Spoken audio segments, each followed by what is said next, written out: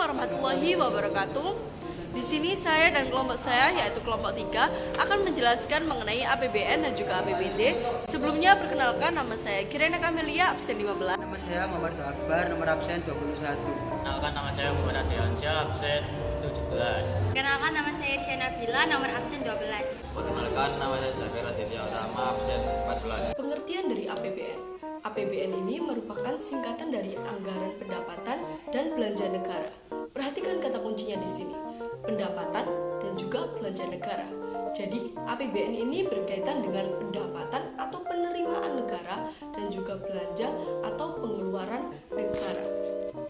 Kalau menurut Undang-Undang Nomor 17 Tahun 2003 tentang Keuangan Negara, di situ dijelaskan bahwa APBN adalah rencana keuangan tahunan pemerintah negara yang disetujui oleh DPR atau Dewan Perwakilan Rakyat.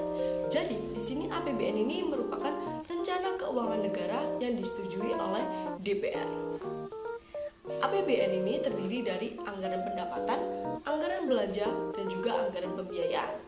Jadi, di sini secara umum APBN ini merupakan rencana keuangan pemerintah negara yang disetujui oleh DPR yang berisi tentang daftar yang merinci skala pendapatan dan pengeluaran suatu negara dalam satu periode atau biasanya dalam 1 tahun.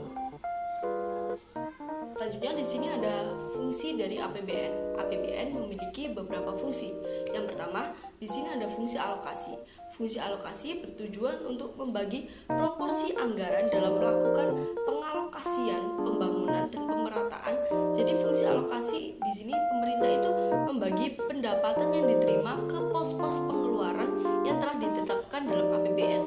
Jadi contohnya di sini pemerintah itu mengalokasikan dana untuk pendidikan, yaitu melalui BOS. Selanjutnya pemerintah mengalokasikan dananya juga untuk subsidi BBM. Dan bisa juga pemerintah mengalokasikan dananya untuk pembangunan. Jadi di sini pendapatan yang diterima pemerintah itu dibagi ke beberapa pos, dibagi ke beberapa alokasi dana. Seperti itu. Nah, selanjutnya untuk fungsi yang kedua yaitu fungsi distribusi. Fungsi distribusi ini bertujuan untuk penyaluran dana kepada masyarakat berdasarkan alokasi yang sudah ditetapkan tadi. Nah, fungsi ini berguna untuk mencapai sama rata dan juga sama rasa antar wilayah dan daerah. Contohnya, seperti masyarakat dengan ekonomi menengah sampai tinggi itu wajib membayar pajak, sedangkan masyarakat dengan ekonomi ke bawah itu tidak wajib membayar pajak. Bisa juga nih contohnya yaitu subsidi listrik dan BBM. Nah, kalau di dunia perkuliahan biasanya itu bagi mahasiswa yang tidak mampu ada juga yang namanya beasiswa bidik misi. Itu salah satu contoh dari fungsi distribusi. Selanjutnya yang ketiga ada fungsi stabilisasi. Fungsi stabilisasi ini merupakan fungsi yang bertujuan untuk menjaga keseimbangan antara masyarakat guna mencegah inflasi. Contohnya di sini adalah dampak COVID-19. Itu kan menyebabkan perekonomian Indonesia turun tuh. Nah, untuk mempercepat pemulihan ekonomi pemerintah, di sini bisa memberikan stimulus dengan cara menurunkan pajak dan membagikan BLT bagi masyarakat. Yang keempat ini ada fungsi otoritas. Fungsi otoritas merupakan tonggak atau pokok pelaksanaan pendapatan dan belanja di setiap tahunnya.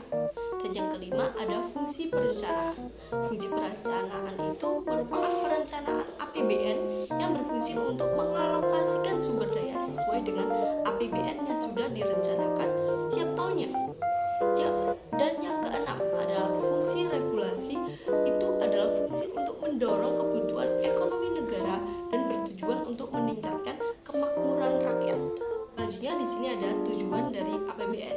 Tujuan dari APBN ini ada 5. Yang pertama, sebagai pedoman penerimaan dan pengeluaran negara dalam melaksanakan tugas kenegaraan. Yang kedua, untuk meningkatkan transparansi dalam pertanggungjawaban pemerintah kepada DPR dan masyarakat luas. Dan yang ketiga, untuk meningkatkan koordinasi antara bagian dalam lingkungan pemerintah. Dan yang keempat, membantu pemerintah mencapai tujuan secara fiskal. Dan yang kelima, memungkinkan pemerintah memenuhi prioritas belanja. Oke, sekarang kita lanjut ke sumber pendapatan negara. Di sini, pendapatan atau penerimaan negara ini dibagi menjadi 2 jenis. Yang pertama ada pendapatan dalam negeri dan juga hibah. Yang pertama di sini ada pendapatan dalam negeri, yaitu pendapatan yang asalnya atau sumbernya itu berasal dari dalam. Di sini yang pertama, pendapatan dalam negeri itu adalah pendapatan yang berasal dari penerimaan pajak. Jadi di sini kan pajak ada banyak macamnya ya. Ada pajak penghasilan, pajak pembangunan, bea cukai. Itu nanti akan masuk ke pendapatan negara. Selanjutnya yang kedua di sini itu ada juga yang namanya pendapatan dalam negeri yang asalnya bukan dari penerimaan pajak, atau istilahnya itu penerimaan negara bukan pajak, atau biasa disebut dengan PNBP. Itu merupakan pendapatan dalam negeri yang sumbernya bukan berasal dari pajak. Yang selanjutnya itu yang kedua ada hibah. Hibah ini berbeda dengan pendapatan dalam negeri. Kalau hibah di sini merupakan penerimaan negara yang berasal dari sumbangan swasta dalam negeri maupun sumbangan swasta dari luar negeri. Biasanya berupa uang, barang, jasa, atau surat berharga. Berikut adalah contoh pendapatan dalam negeri. Yang pertama ada pajak pertambahan nilai atau PPN. Yang kedua ada pajak bumi dan pembangunan atau PBB, dan yang ketiga ada pajak penghasil atau PPN, dan bea peroleh hak atas tanah dan bangunan atau BPHTB. Yang keempat ada bea cukai, dan yang terakhir ada perdagangan internasional, ekspor atau impor. Selanjutnya ada contoh pendapatan dalam negeri penerimaan negara bukan pajak atau PNBP. Yang pertama ada SDK Migas, dan yang kedua ada SDA Non-Migas, laba dana layanan umum, dan yang terakhir ada laba BUMN.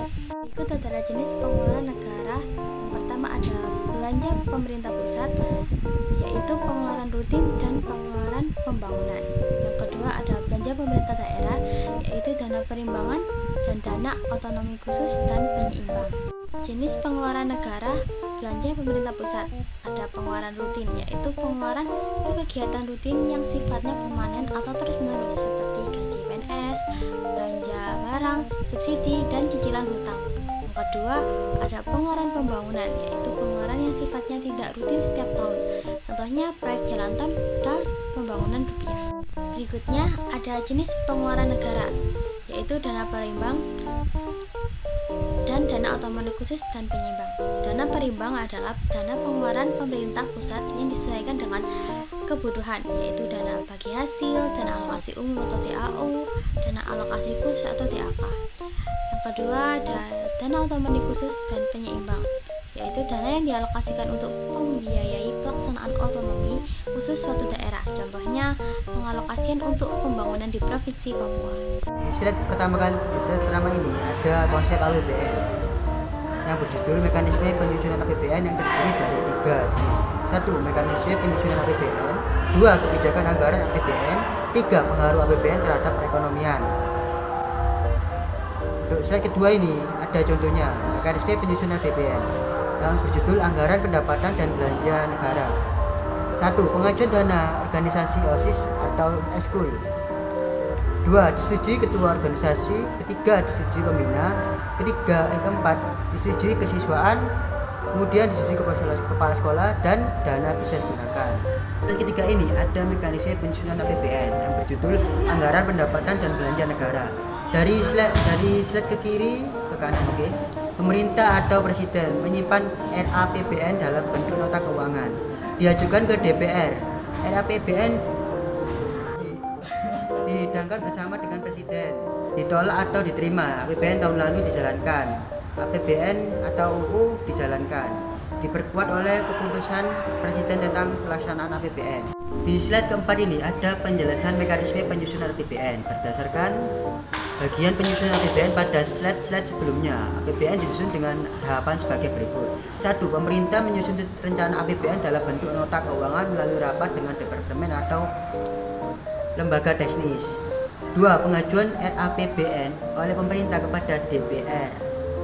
Ketiga, pembahasan RAPBN oleh DPR dalam masa sidang bersama presiden dengan mempertimbangkan masukan dari DPD. 4. Persetujuan RAPBN oleh DPR menjadi APBN dengan undang-undang jika tidak disetujui oleh pemerintah menggunakan APBN tahun sebelumnya. 5. APBN dilaksanakan dengan diperkuat oleh keputusan presiden tentang pelaksanaan APBN. kelima ini ada kebijakan anggaran APBN dari kiri ke bawah. Anggaran berimbang, jumlah pengeluaran sama dengan penerimaan. Tujuan penyusunan anggaran seimbang adalah untuk memelihara stabilitas ekonomi, mencegah terjadinya anggaran defisit. Anggaran dinamis, anggaran yang selalu meningkat dibandingkan anggaran tahun sebelumnya. Anggaran surplus adalah anggaran dengan penerimaan negara lebih besar daripada pengeluarannya. Kebijakan ini dijalankan bila keadaan ekonomi sedang dilanda inflasi untuk menyesuaikan anggaran dengan kenaikan harga barang atau jasa. Anggaran defisit adalah penerimaan negara lebih kecil daripada pengeluaran negara. Kebijakan ini dijalankan karena pemerintah akan memperbaiki keadaan perekonomian negara yang sedang menurun atau dilanda deflasi. Contoh APBN 2020. Pengaruh APBN terhadap perekonomian. 1. Meningkatkan pertumbuhan ekonomi negara. Dengan adanya APBN, pemerintah bisa mengetahui besarnya GNP dari tahun ke tahun. 2. Menjaga kestabilan peredaran uang yang ada di masyarakat sehingga kestabilan keuangan atau moneter negara dapat tercapai. 3.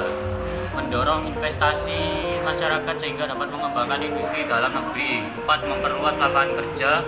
5. Memperlancar distribusi pendapatan. Konsep dan mekanisme penyusunan APBD.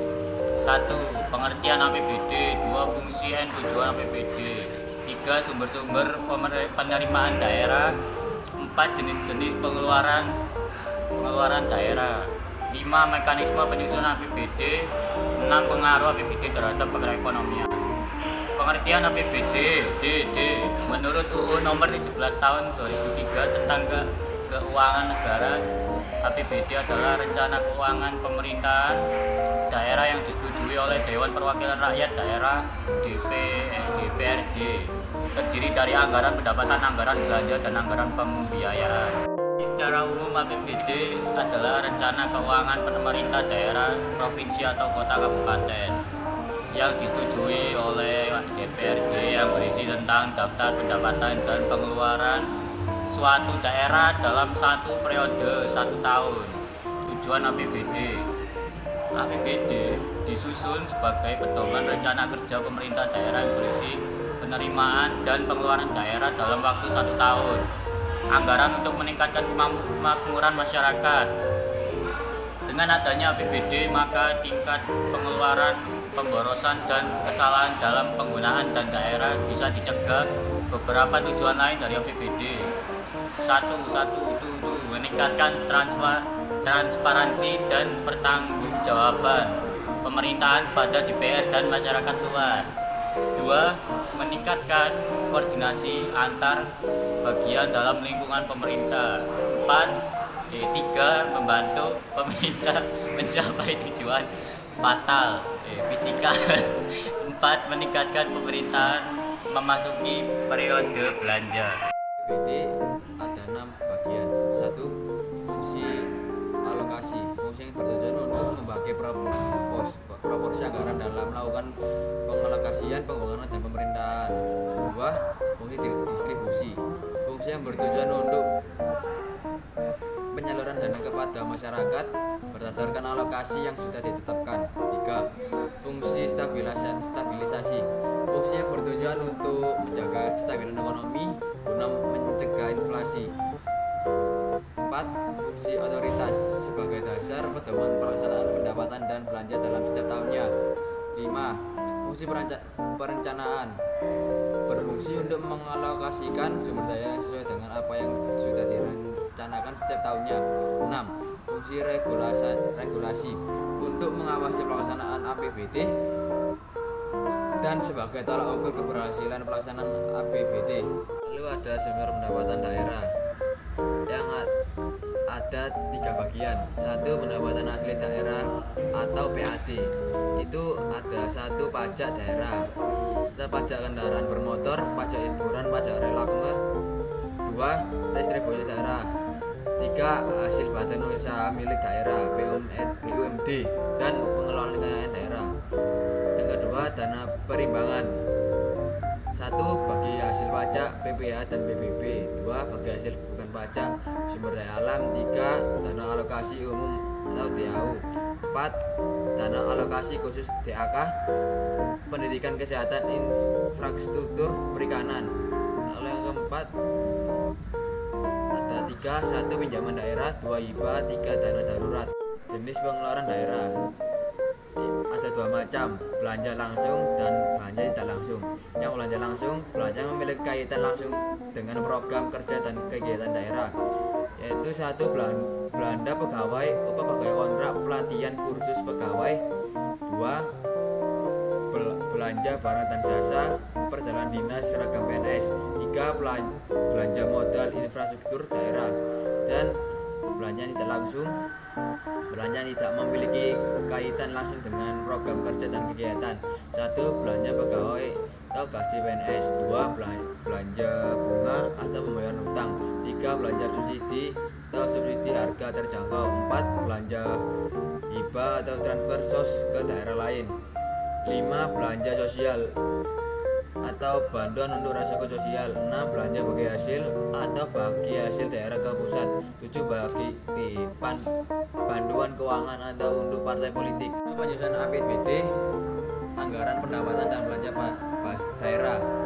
Pemerintah daerah atau gubernur, wali kota, bupati menyusun APBD dalam bentuk nota keuangan dan diajukan DPRD atau APBD disidangkan bersama dengan pemerintah daerah, dan kemungkinan bisa ditolak atau diterima. Kalau ditolak, APBD tolak tahun lalu, dan terima, APBD atau perda dijalankan, dikembalikan ke pemerintah daerah untuk dilaksanakan. Yang terlibat di penyusunan APBD pemerintah daerah atau gubernur, wali kota, bupati, dan DPRD yang terlibat dan di penyusunan APBDN pemerintah pusat atau presiden dan DPR.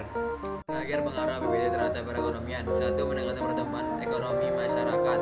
2 menjaga kestabilan ekonomi daerah. 3 mendorong investasi masyarakat sehingga dapat mengembangkan industri daerah. 4 memperluas lapangan kerja. Yang terakhir, 5 memperlancar distribusi pendapatan. Sekian, terima kasih.